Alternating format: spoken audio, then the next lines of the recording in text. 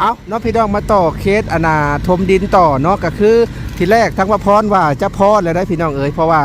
เบิดงบของอันอ้ายใหญ่ใจดีเพิ่นน่ะพองบเพิ่นนี่ซื้อดินนี่14ล้านกับ5-6แสนนี่แหละเนาะข้าวปัดแทกแล้วก็ซื้อดิน10รถก็4ล้านเนาะพี่น้องเนาะเงินอันน่ะอ้ายใหญ่ใจดีเพิ่นแล้วก็ทั้งเมตู้เพิ่นสมทบอีกเนาะพี่น้องจังได้ก็ขอบคุณทั้งช่องทานละลายเนาะทั้งเมตู้เพิ่นก็สมทบมาอีก10รถเนาะพี่น้องเนาะก็เลยเพิ่มเนาะตอนเช้าๆอยู่ประมาณนี้10โหลดแล้วทั้งไม่ตู้เพิ่นก็เลยเพิ่มอีกนะพี่น้องเนาะกาดีแหละบัดนี้ทั้งไอ้แก้วเพิ่นกาสิมีดินแบบเต็มประสิทธิภาพเลยเนาะนี่นะพี่น้องกาตอนนี้เขาก็ได้ประมาณ7โหลดเนาะยังอีกชามนะพี่น้องเนาะเพิ่นก็สิได้ดินแบบโอ้ยแบบน้องอาเบยเลยแหละเนาะพี่น้องเนาะก็สิได้ดินแบบน้องอาเบยเลย20โหลดรวมทั้งเบิดเนาะตอนแรกเพียงนี่นะพี่น้องชิปรถเอาชิปรถพอดีบัดนี้เนาะ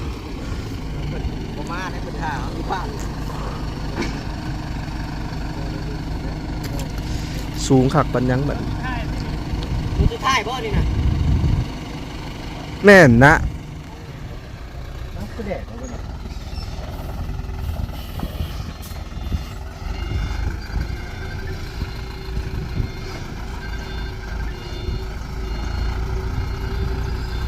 นับเด้อรถอะไรนั่นเด้อ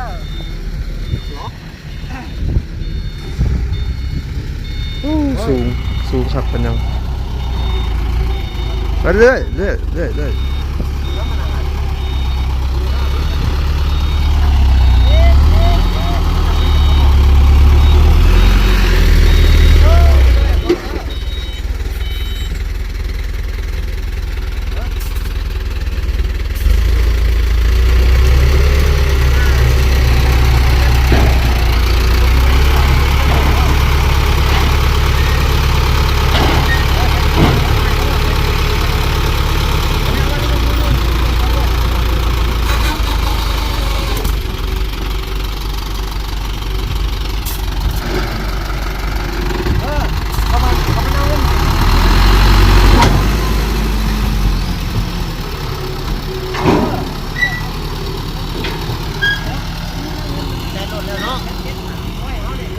น่าจะ8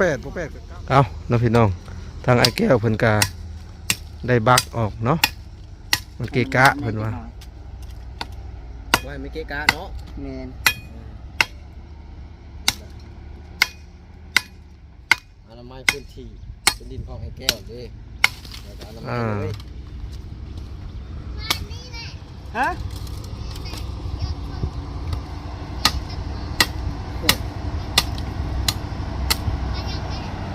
ตัดเลย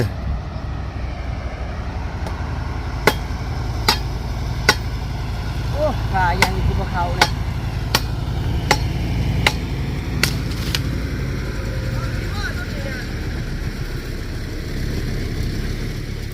เอานะพี่น้องตอนนี้ก็ครบ10โหลดไปที่เรียบร้อยเนาะซึ่งเพิ่นแถมตัวนี้บ่พรก็ได้บ่พรดีใจนะพี่น้องคิดว่าเพิ่นแถมเป็นโหลดใหญ่ๆจริงๆเพิ่นก็แถมเล็กน้อยเฉยๆเนาะก็ดีกว่าเพิ่นบ่แถมเนาะท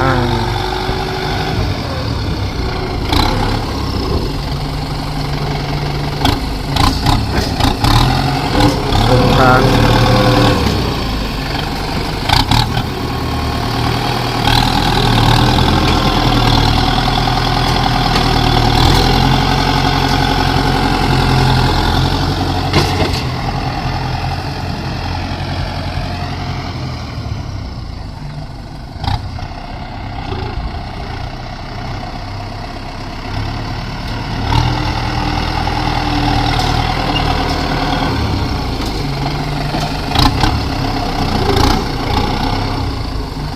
แถมเพื่อตัวเองเนาะ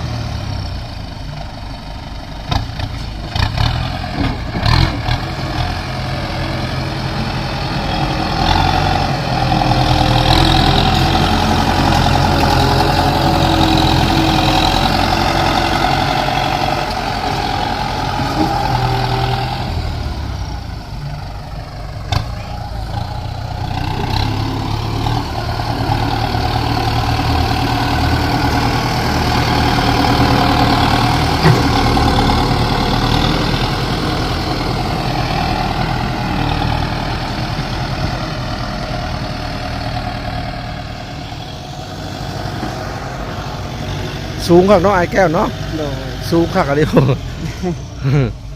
ซาวหลุด ชาวรถ ถือว่าหลาย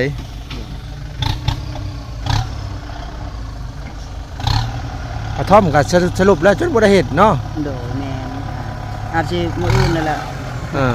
มื้อนี้สิขอนอนกับน้องโบยก่อน บ่ทันแล้วล่ะมื้อนี้เนาะ โดย เพราะว่าทีแรกเพิ่นขุดแล้วเนาะพี่น้องแต่ว่านี่แหละรถมาถมดิน ไปของเขาอีก1หมา อ่า ตีเขา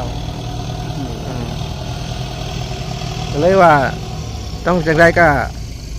อาจจะได้ฟังเสามื้อนี้ก็เป็นไปได้เนาะ โดย มื้ออื่นดำเนินการต่อ โดย นะพี่น้องบ่แล้วมื้อนี้ บ่แล้วยอมแล้ว รอ1หมาเข้าทมดินอีก อ่า ถ้าเฮาตั้งใจสิเฮ็ดตอนนั้นอาจสิแล้วอยู่ แม่น บ่แล้วก็ได้ครึ่งหนึงก็ยังดี เออ อันนี้ทั้งเข้าทมดินทั้งสิขุดอีกวันนี้รถก็ไปบ่ได้อีก มาต้องให้แก้วกันสบายดีไอ้แก้วเด้อเป็นจังได๋ เอาเนาะพี่น้องตอนนี้เพิ่นก็กำลังจะแล้วเนาะการปรับที่ของไอ้แก้วเนาะพี่น้องเนาะปาตู้ทางบดนี่คือชาวหลุดเนาะพี่น้องเนาะคือชาวหลุดก็สิแบบว่างามเลยแบบนี้เนาะพี่น้องงามเลยแหละแบบนี้อ่า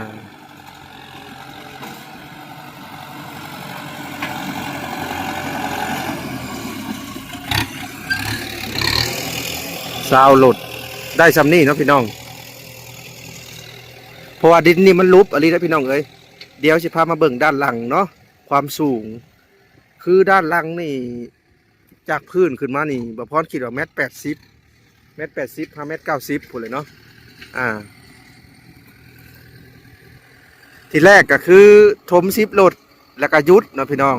และที่นี่แม่ตู้ทาง USA เพิ่นก็สมทบเข้ามา10รถก็พอดีเป็น20รถทั้งเบิดเนาะรวมทั้งผู้ใหญ่ใจดีอ้ายใหญ่ใจดีเฮาเนาะที่ชื่อที่ดิน แล้วก็เรื่องที่ดินนี่ก็คือแบบว่าเพิ่นกำลังมาตอนแรงๆเนาะพี่น้องที่แรกนัดกันตอนเช้าก็เลยว่าเลื่อนเป็นตอนแรงเพราะว่าตอนเช้าถมดินเด้เนาะพี่น้องตอนเช้าเริ่มถมดินตอนนี้ก็เป็นเวลาบ่าย3เนาะพี่น้องเนาะเป็นเวลาบ่าย3กว่าๆเพิ่นมาถมดินก็ตั้งแต่เช้าๆเนาะก็เลยถมแล้วก็สิทำการวัดแทรกแล้วก็จ่ายเงินเลยเนาะพี่น้องอยู่ในมือเดียวกันเลยเนาะ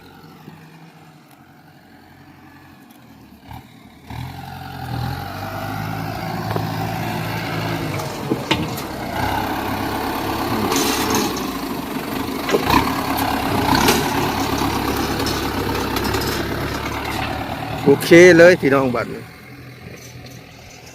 เบิ่งแน่ความสูงเนาะพี่น้องจากนั้นมาประมาณเมตร60 5.80 นี่แหละ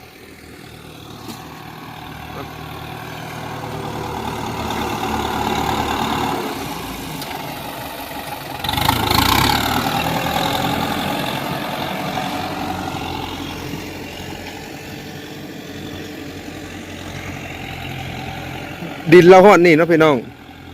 มานี่พอดีตีนขี้ดินเลยเนาะส่วนนี้ก็เลาะมานี่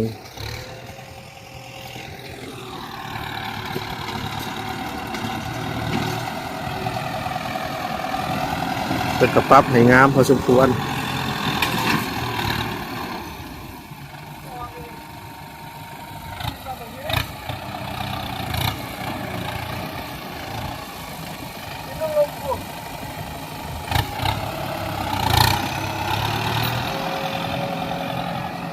จังหวะระเบิด ระเบิดในงานเข้าได้เลย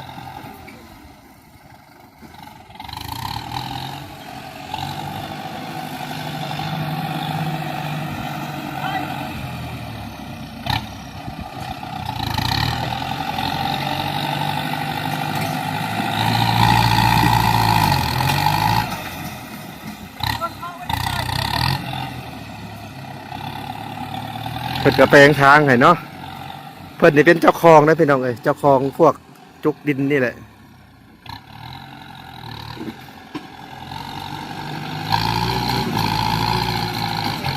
เพิ่นกระแปลงทางให้เลย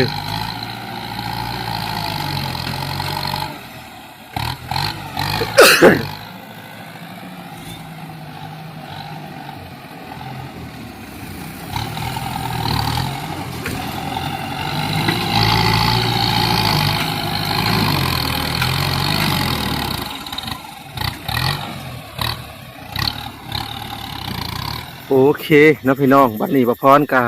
สิทำการจ่ายเงินของเพิ่นเนาะพี่น้องเนาะก็คือทั้งเบิดน่ะ20รถเนาะพี่น้องรถละ400,000กีบเนาะพร้อมดันนะพี่น้องเนาะซึ่งเงินก็มี2ทานเนาะพี่น้องก็คืออ้ายใหญ่ใจดีอยู่ทางต่างประเทศทานหนึงและก็แม่ตู้อยู่ทาง USA ก็ทานหนึงเนาะพี่น้องเนาะก็คือคนละ10รถเนาะพี่น้องก็คือคนละ4ล้านนั่นเองสมทบการทมที่ให้อ้ายแก้วครั้งนี้เนาะอ่ะอ้ายทั้งเบิด8 ล้านเนาะลองนับเด้อทั้งเบิด8 ล้านนะพี่น้องลดละ400,000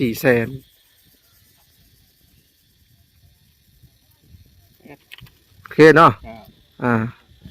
8 ล้านขอบใจหลายๆนะพี่น้องเนาะก็คือลดละ400,000ถ้าว่าเขาบ่ได้ดันนำแบบเป็นกองลดเท่าไรจ้ะรถ350,000เนาะแบบว่าเขาคล้ายๆแบบเขากองไว้นะพี่น้องอันนี้ลดดันนำเนาะ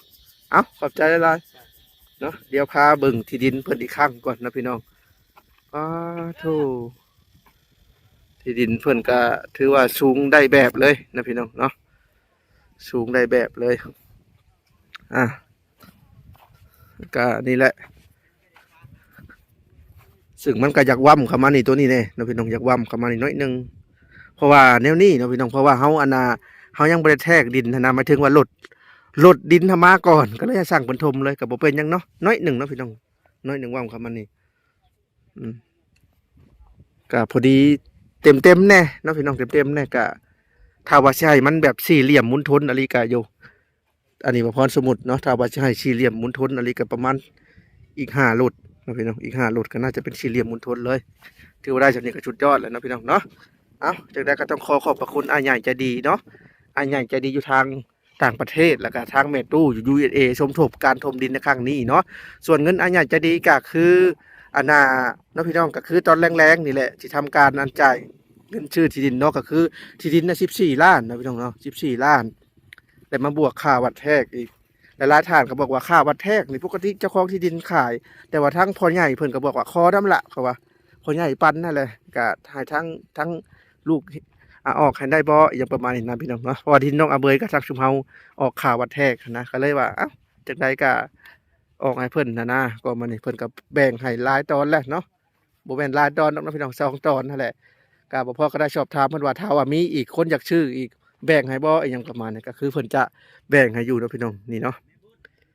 จะแบ่งให้บ่อนนี้ถ้าว่าบ่อนนู้นอันนั้นบ่อนนึงเพียงเพิ่นก็ขาย20 ล้าน30 ล้านนะพี่น้องถ้าบ่อนไปสิเพิ่นก็สิขายประมาณนี่แหละ10 กว่าล้าน14 15 ล้านนี่คือแบบนี้เนาะก็มาถมดินเอาเองคือสินะพี่น้องเนาะ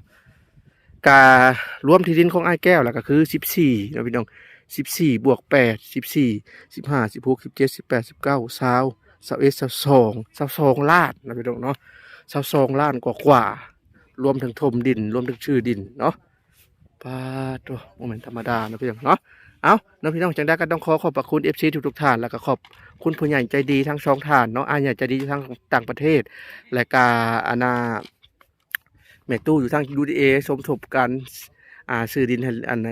ถมดินให้อ้ายแก้ว10 รถเนาะเอาละพี่น้องสำหรับคลิปนี้ขอตัวไปก่อนมาพอกันคลิปหน้าเด้อคลิปตอนที่เฮาวัดแทกแล้วก็จ่ายเงินจ่ายคำกันเนาะไปแล้วพ่อแม่พี่น้อง